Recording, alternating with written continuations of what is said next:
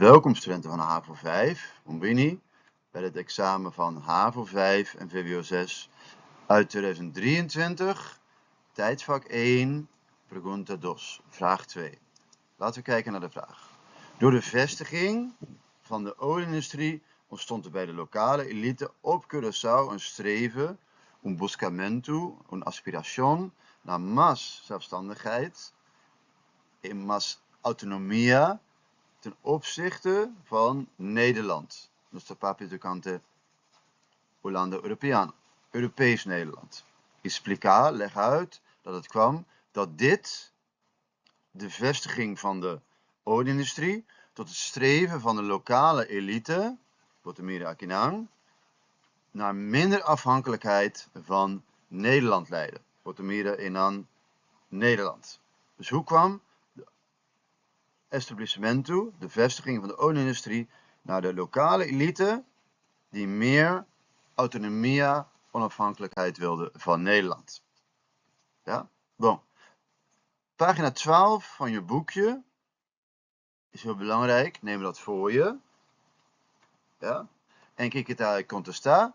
Curaçao, su posición independiente económico, acontecida búsqueda de un elite local para una independencia más grande. Het is Royanan sinds de komst van het oliebedrijf op het eiland die leidde tot een meer onafhankelijke positie ten opzichte van Europees Nederland.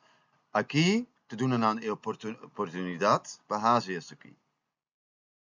Ja, dus de komst van de olieindustrie was heel belangrijk. Dus in 1936 heb je nu een staatsregeling en de 6 eilanden kregen iets meer mogelijkheden tot zelfbestuur, iets meer onafhankelijkheid, iets meer autonomie.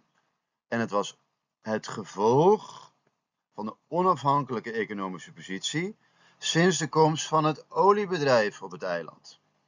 Dus sinds de komst van het oliebedrijf had Curaçao een veel meer onafhankelijke positie gekregen. Ja? Dus de elite wilde meer onafhankelijkheid sinds de komst van het oliebedrijf, want de economie was beter gaan draaien. Ja, er was veel meer omzet, er was veel meer winst. En dit gaf de lokale elite de kans om bij Nederland te vragen en te onderhandelen, negociar, contra, pregunta, más autonomía.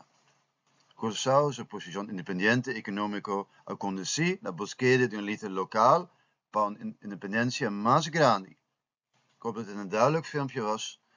Ayo y te kirato.